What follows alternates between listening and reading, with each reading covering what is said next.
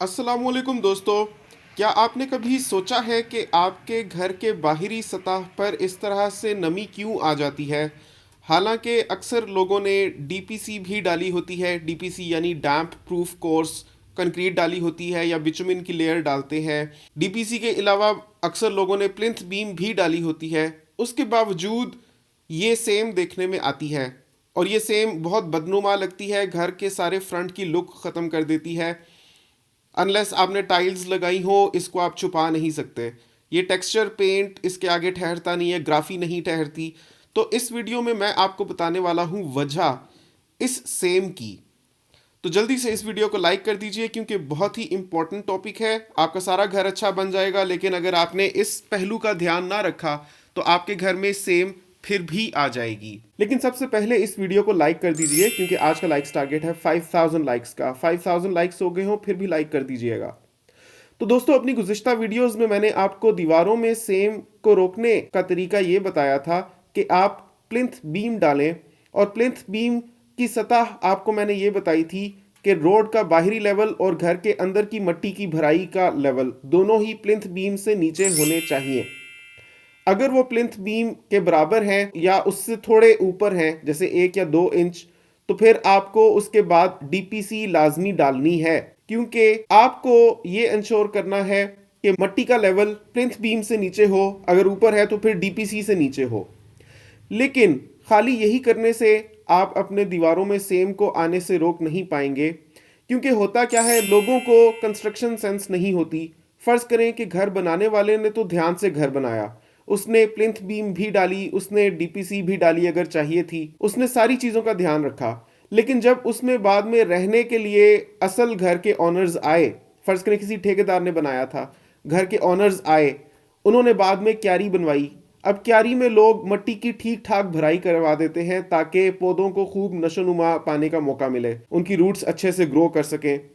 तो जब आप क्यारी में मिट्टी की भराई करते हैं तो उसका लेवल आपने प्लिंथ बीम से नीचे ही रखना है। अभी ये जो तस्वीर आप सामने देख रहे हैं, इसमें आपको सामने वाजे है कि मिट्टी दीवार के साथ टकरा रही है। प्लिंथ बीम का लेवल भी आप देख सकते हैं, प्लिंथ बीम का लेवल आपको सामने वाजे हो रहा है। मिट्टी प्लिंथ बीम के ऊपर डाली गई है। ईंट की दीवार तो पानी चूसने के लिए हर वक्त तैयार बैठी होती है। उसको पानी लगने की देर होती है कि मॉइस्चर का एक ईंट से दूसरी में जज्ब होने का अमल शुरू हो जाता है। तो आपने करना यह है कि सबसे अच्छी प्रैक्टिस तो यह है कि क्यारी को कभी भी आप घर की दीवार के साथ मत जोड़ें। क्यारी और घर की दीवार के दरमियान में बीम होनी चाहिए, प्लिंथ बीम। प्लिंथ बीम जहां खत्म हो वहां से आप क्यारी को शुरू करें और फिर आप आगे 2 फुट की या 2.5 फुट की क्यारी बनाएं। यहाँ पर आप एक ऐसी ही क्यारी देख रहे हैं जो घर के बाहर प्लिंथ बीम के खत्म होने के बाद से शुरू की गई। यहाँ पर मैं आपको एक और ऐसी क्यारी दिखा रहा हूँ। एक और घर की एक क्यारी है। यहाँ पर भी आप देखिए कि दीवार से तकरीबन आधा फुट आगे तक प्लिंथ बीम आई हुई है और उसके बाद से क्यारी की हद शुरू हो रही है। तो बहुत ही अच्छी एग्जाम्पल है ये भी। यहाँ पर भी आप देखिए बिल्कुल साफ सुथरी दीवार है। देखिए, मैं अक्सर घूमता फिरता रहता हूँ और जहाँ मुझे कोई भी ऐसा कंटेंट नज़र आता है कि मुझे लगता है कि उसकी वीडियो बनाकर आपको कोई पॉइंट समझाया जा सकता है, तो वहाँ पर मैं उसकी फुटेज ले लेता हूँ। तो मैंने काफ़ी सारी क्यारियों की वीडियोस बनाई हैं जो आपके साथ मैं इस एक वीडियो में शेयर कर रहा हूँ। उनको देखकर आपको खूब अंदाज़ा हो जाएगा कि आपको किस तरह से क्यारी बनानी है कि आपकी दीवार में सेम ना आए। दोस्तों, खाली यही नहीं होता, एक और भी गंदी प्रैक्टिस होती है। जब आपके घर के सामने वाले या करीब के लोग घर बना रहे होते हैं और उन्होंने बजरी डालनी होती है कंक्रीट में या फर्श में, तो वो जब बजरी को ऑफलोड करवाते हैं डंपर से, तो इतनी जगह नहीं होती, वो आपके घर की दीवार के ठीक साथ बजरी का ढेर लगा देते हैं। थोड़ा आगे लगाएंगे तो सड़क तंग हो जाएगी, लोग शोर करेंगे।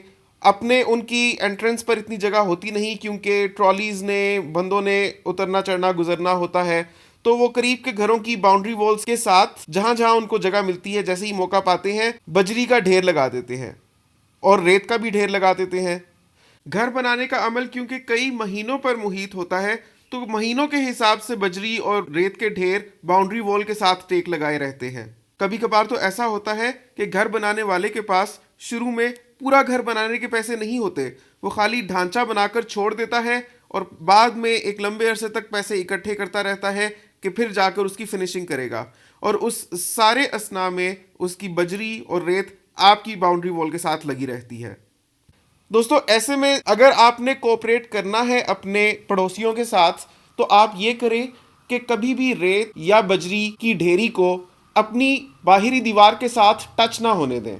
मतलब ढेरी तो हो, लेकिन वो आपकी दीवार के साथ टेक लगाए हुए ना हो, क्योंकि अगर वो आपकी दीवार के साथ टेक लगाए हुए होगी तो जैसे ही बारिश होगी, रेत या बजरी पानी चूसेगी, वो सीधे सीधे उस पानी को आपकी दीवार में मुंतकिल कर देगी, या दीवार खुद पानी को चूस लेगी और उसमें सेम आने लग पड़ेगी। 2-3 हफ्तों में ही आपको दीवार का पेंट उतरता हुआ दिखाई देगा, उसके अंदर से सफ़ेद चूना निकलता हुआ दिखाई देगा। ये साफ निशानी होती है इस चीज़ की कि दीवार सैचुरेट हो चुकी है और उसमें अब सेम आ रही है। तो आपने कभी भी रेत या बजरी की ढेरी को अपनी बाहरी दीवार के साथ टेक लगाने नहीं देना। एक और चीज़, हो सकता है कि मेरी ये वीडियो देखने के बाद आप खुद तो ध्यान रखें, लेकिन वो हजरात जो पूरा घर किराए पर दे देते हैं या खुद मुल्क से बाहर होते हैं और पीछे उन्होंने अपना घर किराए पर लगाया होता है, तो ज़रूरी नहीं है कि किराएदारों ने भी मेरी ये वीडियो देखी हुई हो। वो अपने हिसाब से क्यारी में मट्टी भर देंगे। तो या तो आप नीचे चिप्स करवाएं दीवार के साथ कम से कम 1 फुट, या आप खुद क्यारी बनाकर जाएं, या आप वाटर प्रूफिंग करवाएं, या फिर आप किराएदारों को ताकीद कर दें कि क्यारी में मट्टी की भराई का लेवल ऊंचा नहीं होना चाहिए। अभी जो आप वीडियो देख रहे हैं उसमें ये आपके सामने साफ जाहिर है कि क्यारी ठीक दीवार के साथ से शुरू हो रही है। शायद प्लिंथ बीम का लेवल भी नीचे है, इसी वजह से आप देख रहे हैं कि दीवार का बाकी का तो टेक्सचर पेंट हुआ है रस्ट कलर का, लेकिन नीचे की जो 1 फुट की जगह है वो आपको ग्रे कलर की नजर आ रही है। ऐसा नहीं है कि वहां पर पेंट छोड़ दिया गया या भूल गया पेंट करने वाला, वो जगह जानबूझकर छोड़ी गई है और वहां पर चिप्स की गई है दीवार के साथ, ताकि मट्टी से कोई भी पानी दीवार में मुंतकिल ना हो सके। ऐसा अगर आपको कहीं भी नजर आए तो जान लीजिएगा कि नीचे 1 फुट की लेंथ में चिप्स हुई है। और देख लीजिए, ये साफ जाहिर है कि मैं आपको ये गोल्डन टिप दे रहा हूं, क्योंकि इस दीवार का फेस आप देखिए, पूरा रस्ट कलर का टेक्सचर हमवार लग रहा है, कहीं पर कोई आपको सेम दिखाई नहीं दे रही, बिल्कुल नीट एंड क्लीन आपको दीवार नजर आ रही है। ये इसी वजह से है क्योंकि नीचे चिप्स की गई है, तो सीख लीजिए ये बात।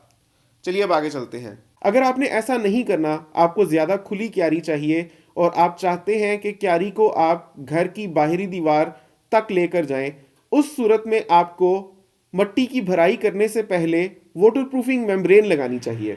उसका तरीका वही है जो छतों पर करते हैं, या कम से कम जिस ईमार के प्रोजेक्ट पर मैंने काम किया था उसमें जिस तरह से छतों पर वाटरप्रूफिंग की गई थी, वही तरीका आपने इसमें आजमाना है।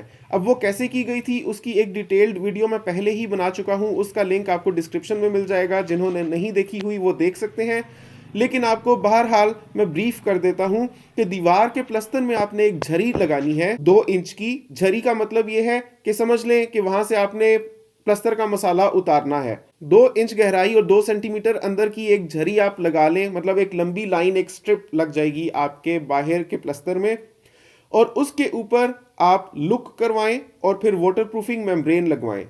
क्या आप चाहते हैं कि मैं आपको ये बताऊं कि कौन सी वाटरप्रूफिंग मेम्ब्रेन लगानी चाहिए? इसके बारे में एक डिटेल्ड वीडियो देखना चाहेंगे तो नीचे कमेंट करें।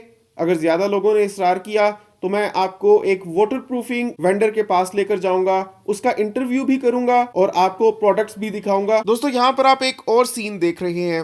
अगर आपको समझ आ रही हैं मेरी बातें तो आपको ये बताने के काबिल होना चाहिए कि आप क्या देख रहे हैं, लेकिन फिर भी अगर आप नहीं समझ पा रहे तो मैं आपकी हेल्प कर देता हूँ।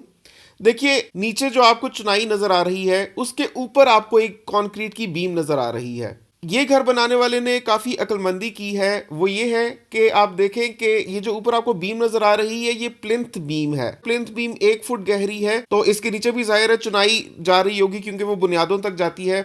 और उसके साथ उसने एक और दीवार जोड़ी है। करने को तो वो ये भी कर सकता था कि ये दूसरी वाली दीवार ना जोड़ता, खाली उसी दीवार को रहने देता जैसे अक्सर लोग रहने देते हैं, और उसके साथ से भी अगर वो क्यारी बना देता तब भी सेम ऊपर नहीं जानी थी, क्योंकि आप देख रहे हैं कि प्लिंथ बीम क्यारी के लेवल से ऊंची है। लेकिन इसने एक और एडिशनल दीवार बनाई है जिसका टॉप प्लिंथ बीम की बेस पर है, और ये जो दीवार है ये इसने क्यारी के लिए बनाई है।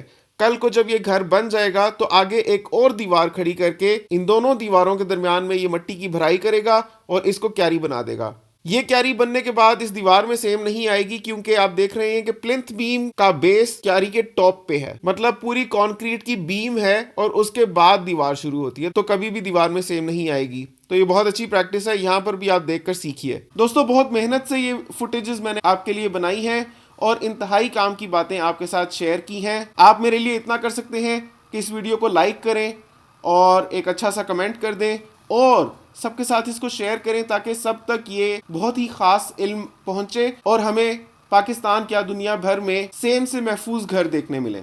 उम्मीद करता हूं आपको ये वीडियो बहुत ही पसंद आई होगी। साथ ही साथ वो व्यूअर्स, खास तौर पे खवातीन जो एक्सेसरीज और क्लोथ्स में इंटरेस्टेड हैं, वो हमारे दूसरे चैनल हिना बिलाल अटायर्स को सब्सक्राइब जरूर कर लें। उसका लिंक आपको नीचे डिस्क्रिप्शन में मिल जाएगा। देखते रहिए बिलाल जफर शो। आपसे मिलता हूँ अगली वीडियो में, तब तक के लिए अल्लाह हाफिज। सब्सक्राइब कीजिए बिलाल जफर शो को इलेक्ट्रॉनिक्स, कंस्ट्रक्शन और टेक अपडेट्स के लिए और प्रेस कीजिए बेल आइकन को बेहतरीन इंफॉर्मेटिव वीडियोस और व्लॉग्स वक्त पर देखने के लिए।